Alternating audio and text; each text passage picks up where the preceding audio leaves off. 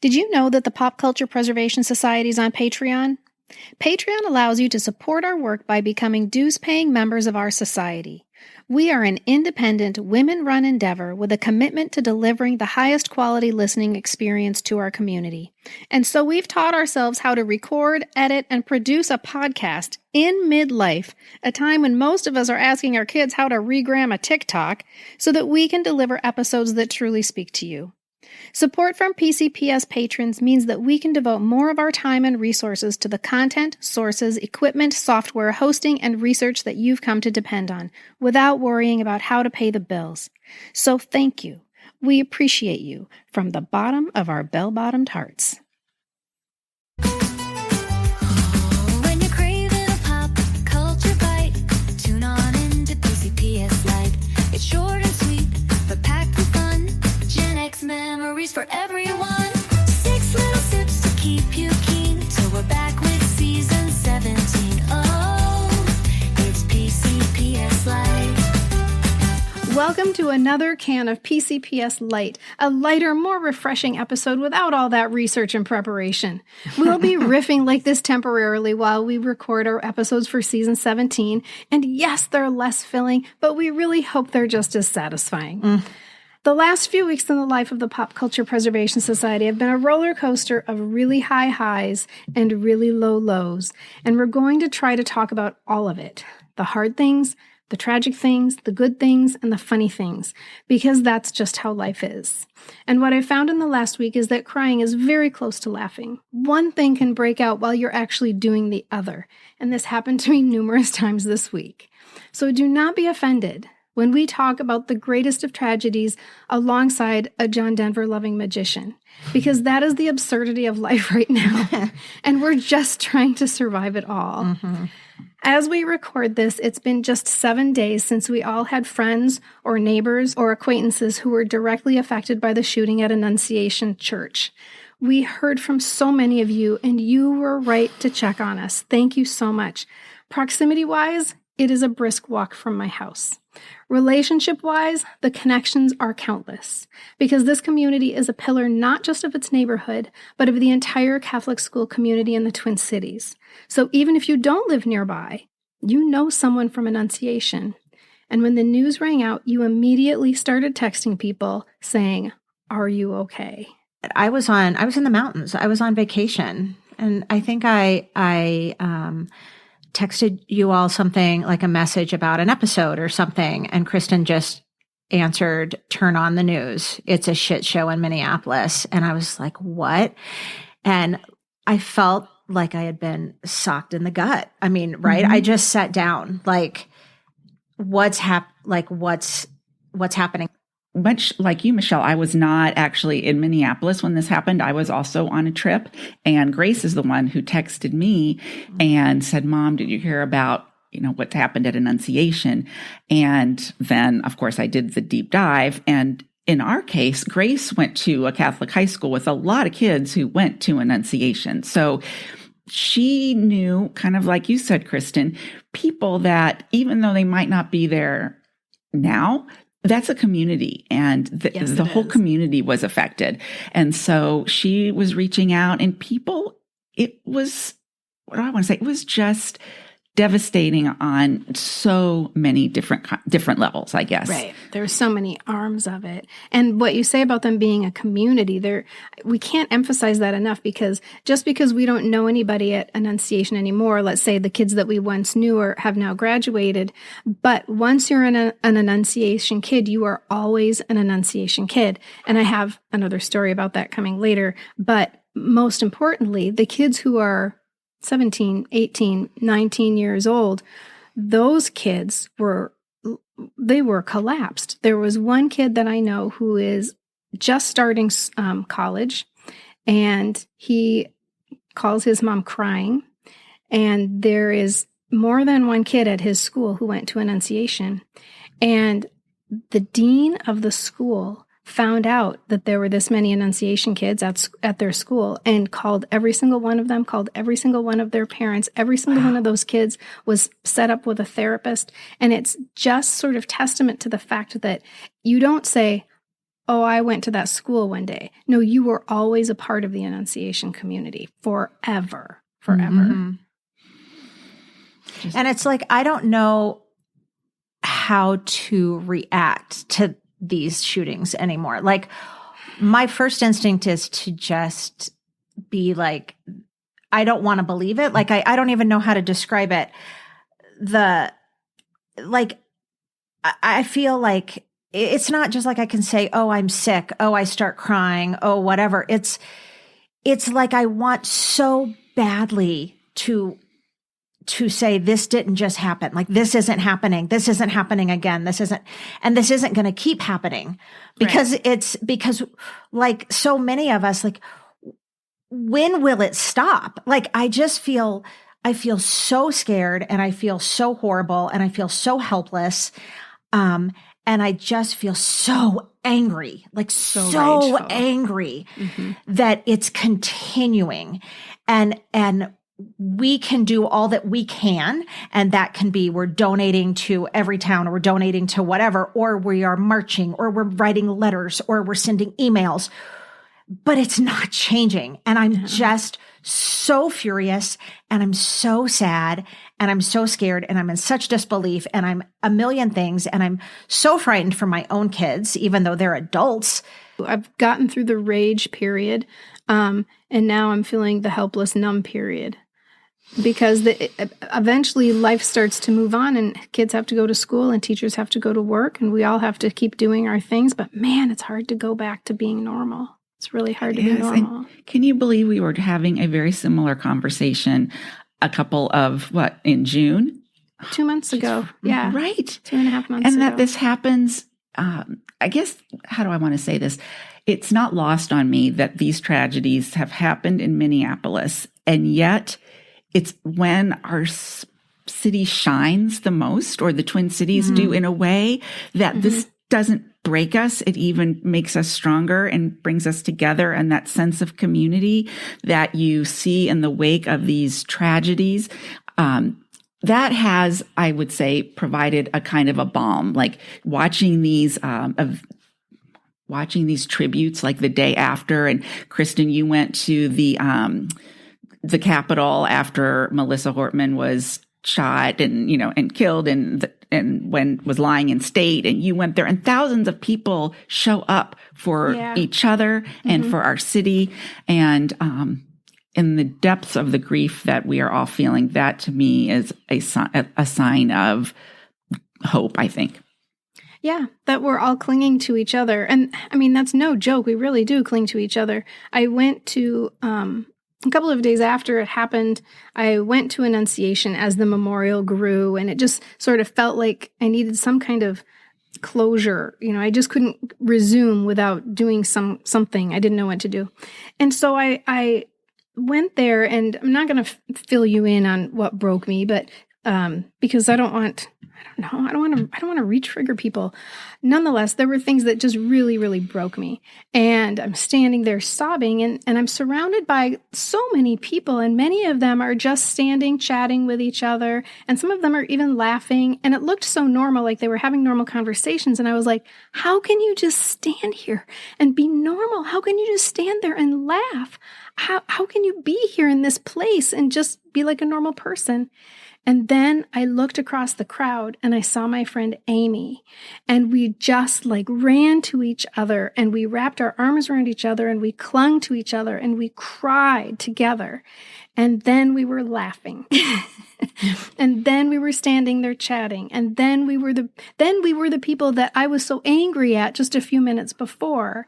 But it just shows how crying is adjacent to laughing. Like, when you're crying, you really have a need to tip over into the laughter. Like, somebody save me.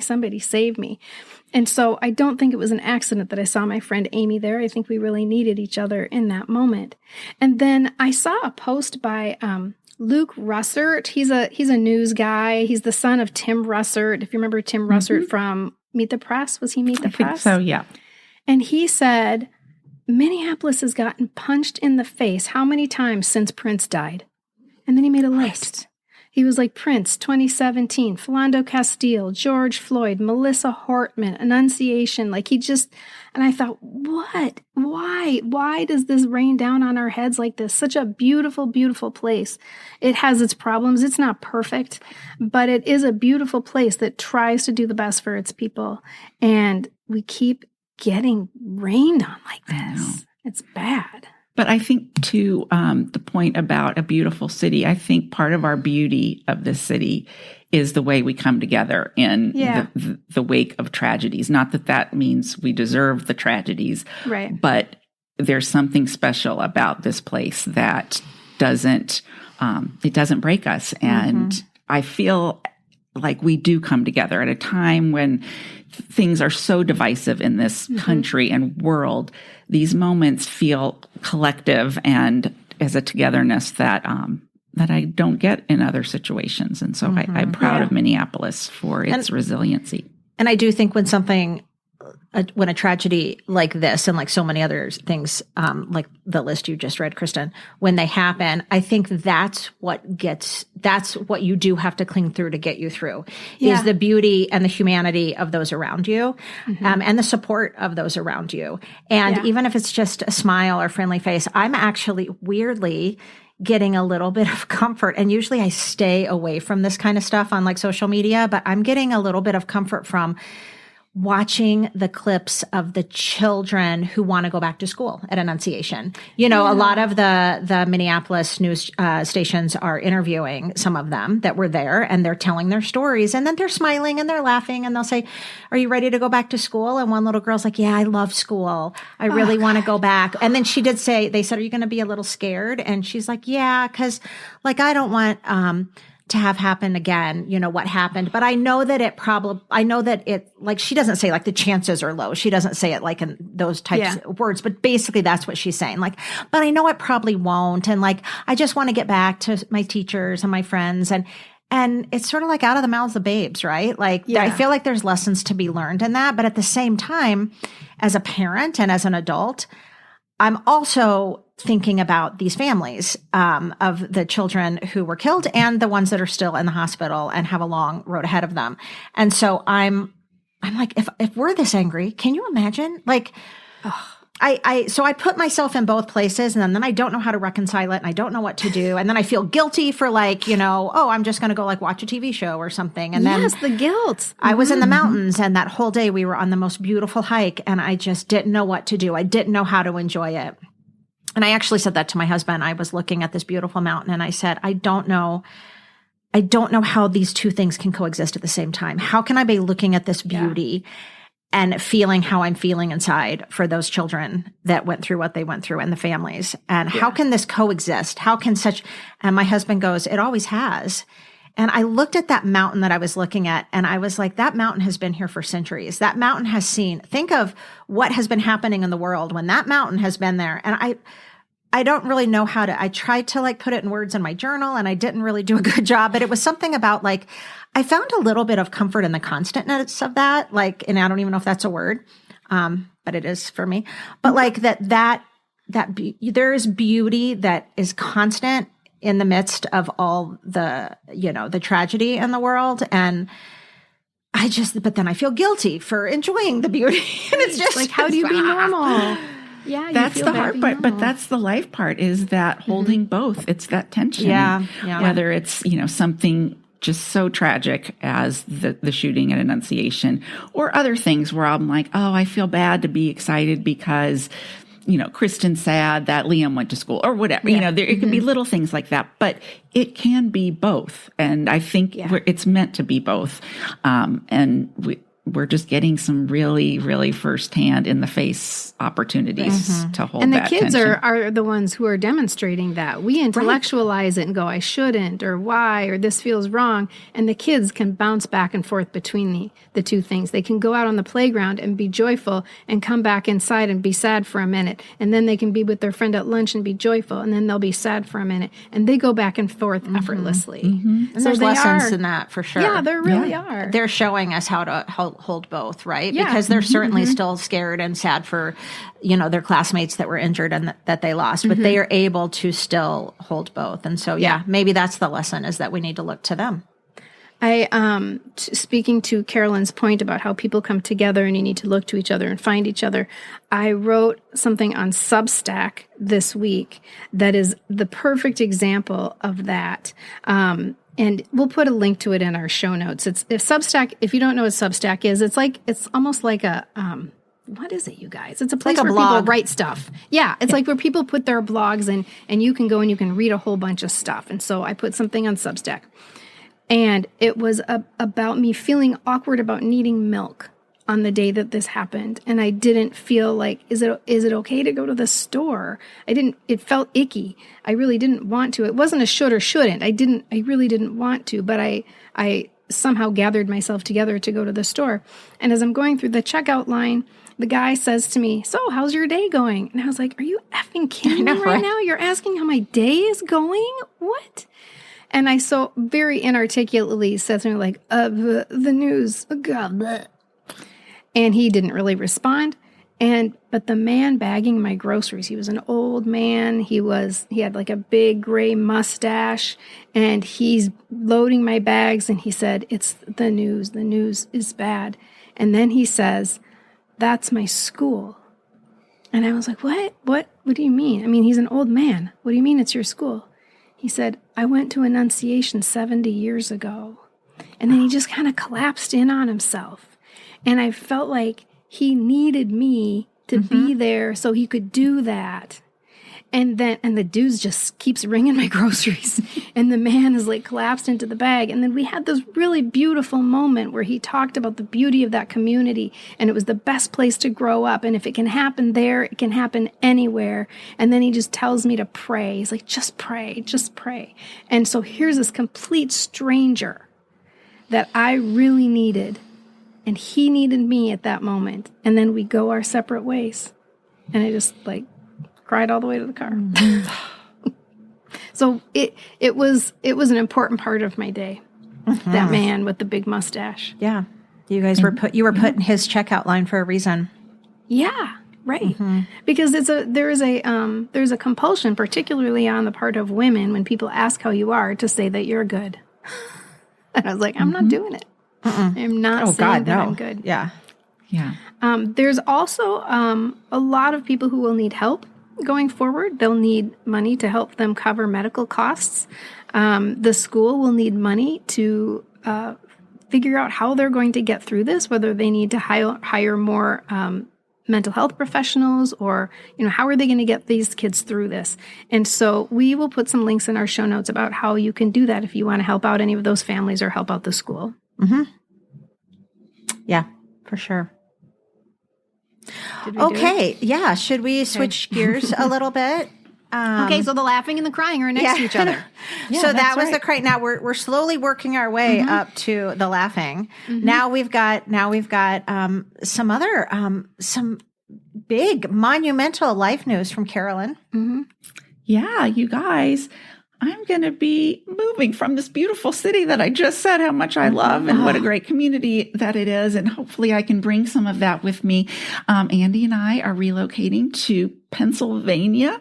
What? Yes. No, just kidding. Can you believe it? No, when did this happen? and Michelle have ridden what a this roller spur of the coaster. moment. Yes. No, thank you to your, thank you for your friendship, because they have listened to me and ridden this, roller coaster of emotions. But Andy and I are super excited. We will be in kind of the Gettysburg, Harrisburg, Carlisle area. So I think there's a chance, you guys, just a little one, that I may be able to live out my dream.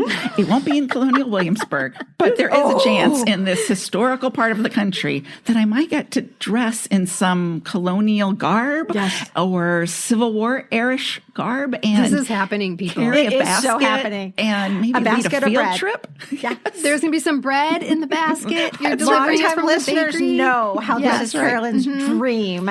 And we have talked about, I think years ago, probably in season 1, when she talked about this was her dream one day to be retired and just be like a volunteer colonial woman. And Kristin and I would go, oh, it's happening. It's happening. We just didn't realize we were manifesting it happening soon. Exactly. I want this to happen, though. I want us to do some sort of event. And listeners, those of you who live in that area, get excited. Reach out. And this is how I felt 2 years ago. I moved to Denver. Now you guys realize the PCPS is based in Minneapolis. It always will be because that's where we started it. But now all three of us are in wildly different parts of the country. Yeah. Mm-hmm. But it's fine. We still see each other all the time. Don't worry about us. We're good. Oh, yeah. So anyway, the next few weeks are going to be wild and crazy. So Michelle and Kristin have been so gracious in being patient with me as I toggle between, PCPS host and woman moving halfway across the country. But ultimately, we're super excited. It's a great opportunity for Andy and a beautiful, beautiful part of the country. So, it's never too late, guys. I think that's another message we like to give in this podcast. It wouldn't have even begun this podcast if we thought we were too old to do something like start a podcast. And I think this new chapter, we're not too old. And I think Andy and I will have a lot of adventures and maybe rediscover each other in a different way with our loves. I actually, let's unpack that a little bit personal. I actually put new chapter on my license plate when we moved to Colorado 2 years ago because it was a chapter of our story that I had no idea. I was so blindsided by this chapter, and it has been full of the best kind of plot twists and characters settings and everything. So I'm so excited for you. And yes, the transition months, getting from one to the other is tough. But you've got us to lean on. You've got our listeners to lean on, I'm sure. And another good thing is that you've got a lot of friends in that part of the country, too. Yeah, so that's so fun for you. Yes. And I'm just go excited slow. To go back. Like, I think we all want to get there so fast, and there's so many details to take care of. And you don't have any kids that you have to get in school or anything like that. You don't have to get them signed up for sports. So you can just take this at your own pace. That's the beauty of being in the stage of life that we are. I mean, can you, when you got married and you imagined how your life was going to unfold, none of us imagined starting over at all the different times that we've started over. It's crazy. There's lots of starting over. It just keeps on going, and that keeps us sharp. That keeps us adaptable. That keeps us happy and growing. Yeah. It also just keeps us living. You know what I mean? Yes. And I don't mean living like our blood is pumping. I mean living in a whole bunch of different ways. Yeah, right. But I think there's so much importance. And that doesn't mean you have to physically move to keep living. Right. You can love where you are, and you can know that you're going to be in that house or whatever for the rest of your life. But keep living your life. And that could just be from something like noticing things outside on your walk or doing something silly or taking a risk or a chance. It's just, I have found that's something that I think has surprised me a lot over the past few years. Yes. New friends. Trying new things. Making mistakes still too. Yeah. Yeah. And that being okay. And I just had an idea because Michelle, you brought up what you put on your license plate. And when we were recently on a house hunting trip, was thinking about, what can my license plate be? And I was like, do I put PCPS on my license plate? Yes. Or then will people think I'm like a drug dealer? Right. Of course. So I think I'm going to come up with 3 options, and maybe I will let our listeners vote. Oh my God. And they can vote on Carolyn's new license plate in the state of Pennsylvania. Well, I will tell you that you have to have a lot more than 3, because when I went in, it was going to say next chapter. And I had it all figured out with the amount of letters I could use, but that one was taken.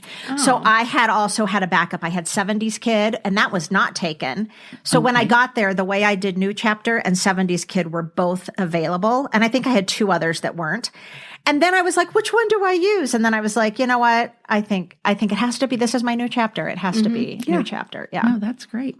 Well, I will come up with 3 and make sure that they're not already taken. And then listeners, you can be a part of this new adventure too by letting me know. They probably have some good ideas for you too. Yeah. Oh, that's true. We should crowdsource it. Send in some ideas as well. I love Colonial that. woman. Awesome idea.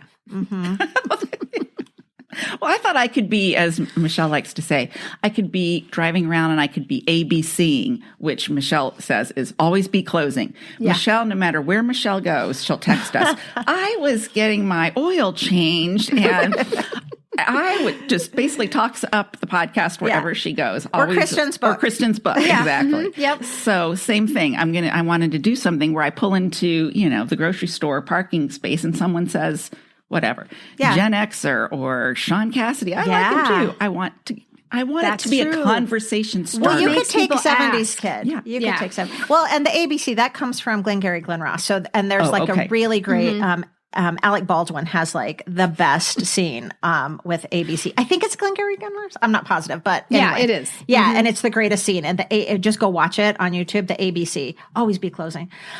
So that was my exciting news. Now, Michelle, I know you're probably going to top it. What do you have something exciting you want to share? Oh yeah, we're really moving up the dopamine. Oh, I'm like, you're ladder moving. Here. I know, No. We're moving up the dopamine ladder. chapter. Okay, you guys, after something that happened last week, I am 1 degree away from John Denver. And not at all in I went to Aspen where he lived kind of way. So I was in Aspen with my husband on a little mountain getaway. And I'd been dying to get there since we moved to Denver 2 years ago, mainly because I had to get to that John Denver sanctuary. And Aspen is beautiful, as you might imagine. And I will admit the John Denver sanctuary was a little bit underwhelming, but it was still super lovely and a very peaceful place and a really, really nice tribute to him. But it's just it's on a stream and there's just some big boulders that they've etched in song lyrics. But it's very quiet. And I was whispering to Brian as we walked around. Just because that's the type you felt almost like this was his grave, even though it's not. Wow. Anyway, that is not what this story is about. So when we checked into our condo, we discovered that on Monday night, there was going to be a close-up magician at the restaurant. And as you guys might imagine, as a former magician myself, I was out of my mind with excitement. And you guys know what I'm like when I'm out of my mind with excitement. You guys, there's not much that I love more than magic, truly. So I read the magician's bio. Of course, I'm prepping for my dinner. I read the magician's bio and I discovered he's lived in Aspen for 48 years. And I casually say to Brian, like on Sunday, I wonder if he knew John Denver, right? So cut to Monday night. I was brimming over with anticipation. I was like sitting on the edge of my chair. We just sat like in this little corner bar table because we were just having dessert and like drinks. We'd already eaten dinner. And I'm like watching the magician go from table, like, when's he coming here? When's he coming here? When's he coming here? And his name is Doc Eason. And so I'm like, when's Doc going to get here? When's Doc going to get here? And he comes to our table finally. And he has to sit down because he's like 79 years old and he's moving kind of slow. Takes out a deck of cards, does the standard card tricks. But I don't care. They blow my mind. I'm like, oh, and literally I say to him, I was like, has anybody been this excited about a card trick in your life? And they're just the basic, like the backs of the cards change from red to, he's like, what color were the backs of the cards? And we're like, red. And then he's like, and they're blue, and I'm like, what? Anyway, and he has this little shtick going, like many magicians do, right? He's like playing with you, telling stories. And so he says something like, well, yeah, I visited Aspen 48 years ago and never left. And I just kind of casually say, like John Denver. And he just kind of stops and he looks at me and he goes, oh, I have stories. And of course, I freak out. My husband's like, what? And he says, hang on. And he leaves us to go do some more card tricks for some other people. And then he comes back to our table about 20 minutes later. I think he was done with magic. I think he was like, you know what? I want to go talk to them because one, she is a good audience. And two, I can regale, like they like John Denver. So he comes back and you guys, he regales us with stories of John Denver. And listeners, I have not told Carolyn and Kristin any of this yet. No. So are you guys ready? I don't know. Am I? Okay, so I'm just going to start the stories that I remember him saying. Okay, so John Denver and some friends owned a fondue restaurant in Snowmass. Okay, that alone is a great story. John Denver and some friends owned a fondue restaurant. In 1975. So how 1975? Wait, it's going to get more 1975. Hang on. It's a fondue restaurant in Snowmass called John Denver's Tower Restaurant, and it featured magic. Okay, fondue, John Denver, and magic. This is so 1975. Can we do this again? I want to go. Yeah, and it was just right up. It literally from where the little restaurant at our condo. It was like a 3-minute walk because he's like, the Tower Restaurant up there in the Snowmass Mall. I mean, it closed down. It closed down in 1997 after John Denver's death, but I guess you can still see it there or something. I don't know. So Doc was the house magician there at the restaurant. Of course the he Tower. was. Of course. Okay, so. We're talking like he wasn't just a mere acquaintance. Like he was with John Denver all the time. He went on vacations with him. Doc's kids called John Denver Uncle John. This is how close they were. Okay. So here's a few of the good stories. And I'm not going into detail on these because also Doc, God bless him. I loved him so much. He would start telling you a story and then he would just kind of look off. And then he'd go, where was I? What was I saying? And I'd go, you were in the plane with them, because, or one of us would make a comment to a story like, no kidding. And he'd be like, yeah. And then he'd just kind of look off. It was funny. After this night, Brian goes, you going to get Doc on the podcast? And I was like, I don't think so. Okay, so John Denver took him up in his biplane one time. He's like, I don't know why I agreed to it, but he said he did loops, he did rolls, and Doc says he had to do everything in his power not to puke on the rock star. That's how he said it. He just kept saying, Doc, don't puke on the rock star, and his boss, basically. Right. I love this one. In 1970 or 71, he wasn't sure. Okay, you stay with me here, everyone. Okay. Doc's current wife, Jeannie. Now, Doc got divorced from his first wife, and then she died of cancer in like the 80s or 90s. But Jeannie had been his friend for a long time because she worked at the Tower Fondue restaurant, John Denver's Tower restaurant, and they'd been friends forever. They actually got married like 12 years ago at the John Denver Sanctuary because both of them were so close with John Denver. So this is a very late, obviously, a late in life marriage for both of them. So in 1970 or 71, Jeannie was living in an apartment with some guys. Doc's like, it was the 70s, talked to us a lot about the weed and the cocaine and everything too, and kept going. It was the 70s.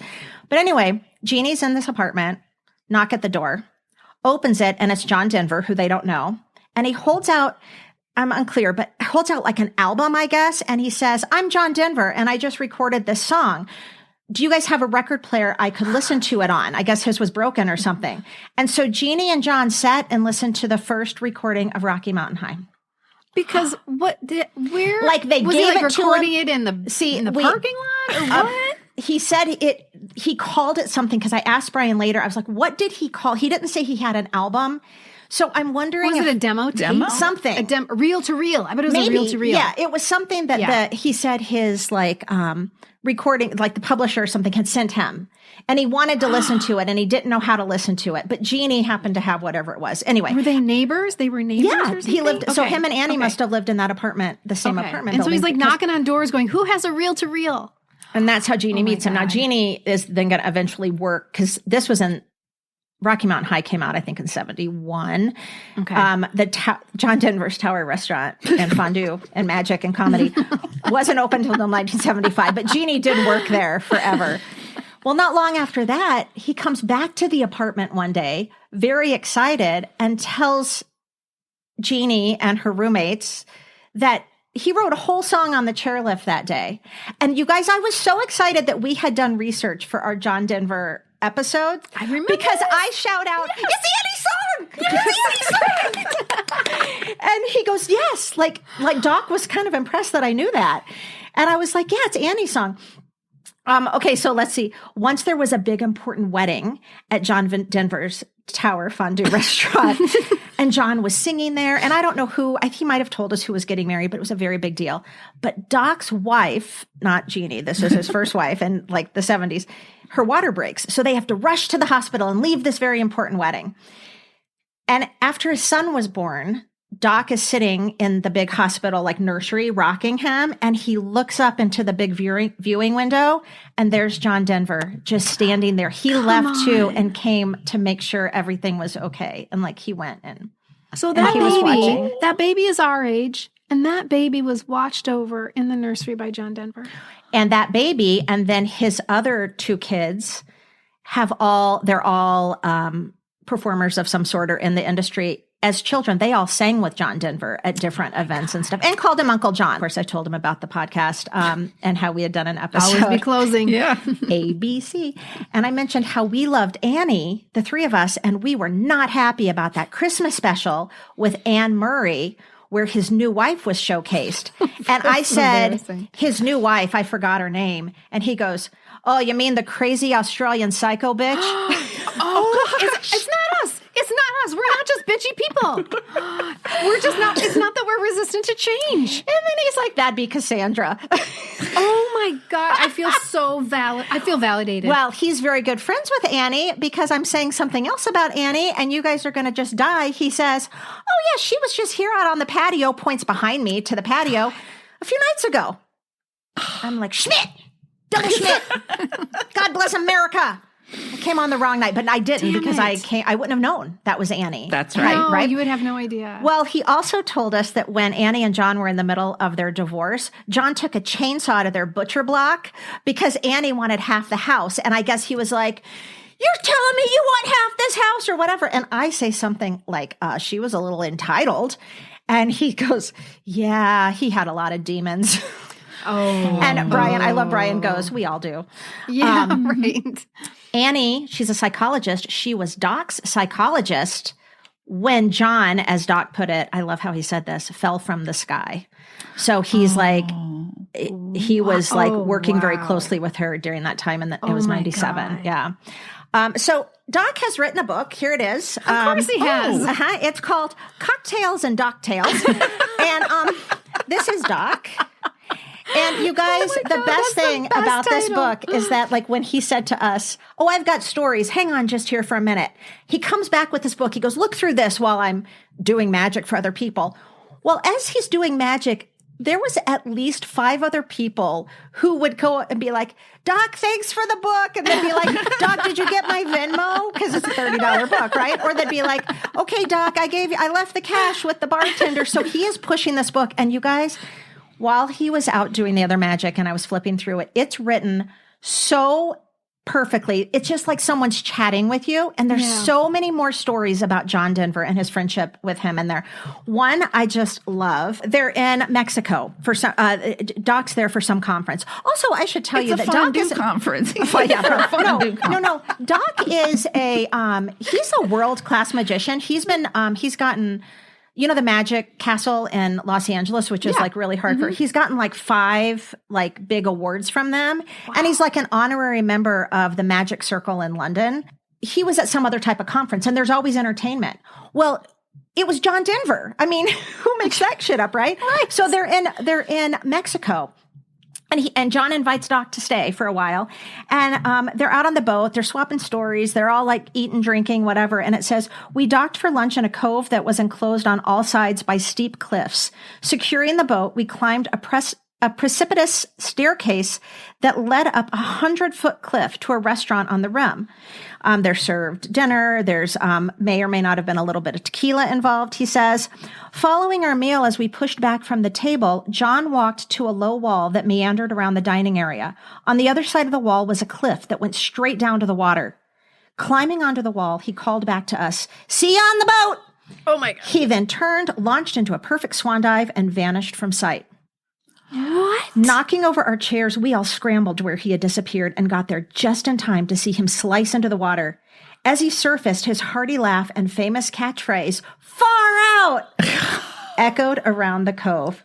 Once we saw that he was safe, our little group collectively exhaled. It made for much boisterous laughter when we all reunited at the boat, reveling in John's ever-present philosophy of living life to the fullest." Risk-taking behavior. Risk-taking behavior. Yeah, I was interesting. Right out of you my guys, mouth. Yep. This John Denver, you know, and we all know how he died and his glider. He didn't have a will, Doc told us, and he was someone who like risked and everything. Anyway. I just wanted to say that what he says about his death is just this one little page. And he titles all his little chapters, lots of pictures in this book too, but he says, lost a friend, but kept his memory, which I love because that's part of his song.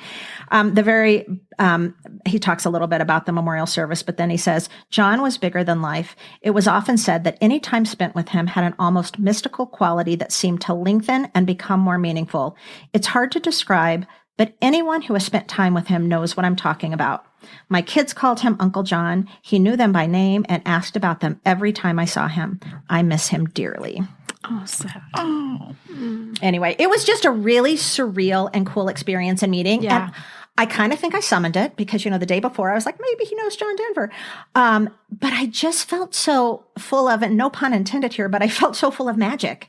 Yeah. When I left that dinner, I really did. I got so much more than card tricks from that dinner. And I felt like there was something, I don't know. It was like, how did we all end up in the same room? And, that's cosmic. Yeah. I told my husband, I was like, this is not the first or the last time you will be grateful that I'm an oversharer. Because of course, when he sat down and he's telling me he moved here, I was like John Denver did, and had I not said that, he wouldn't have known that. You're welcome, Brian. Yeah.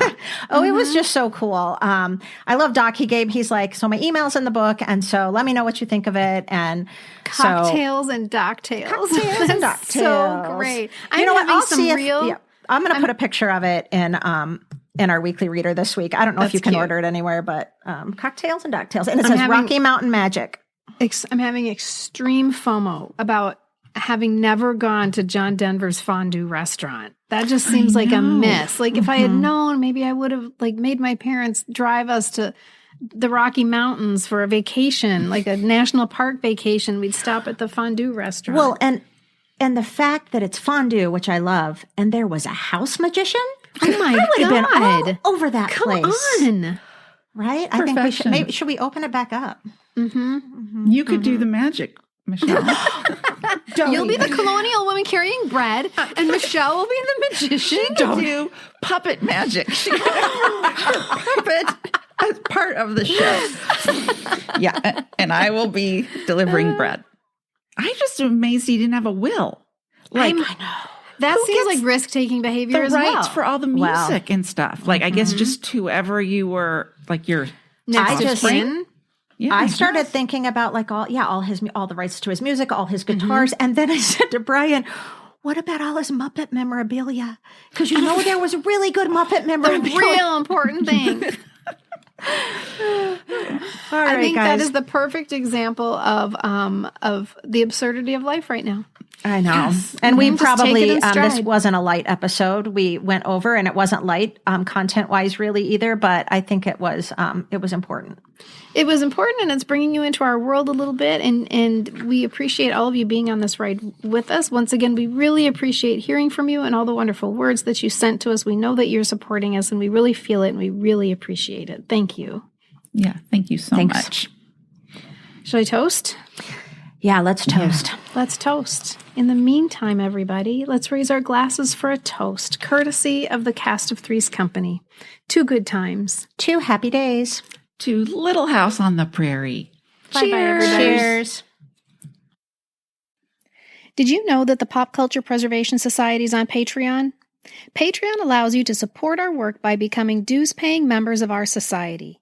We are an independent, women-run endeavor with a commitment to delivering the highest quality listening experience to our community.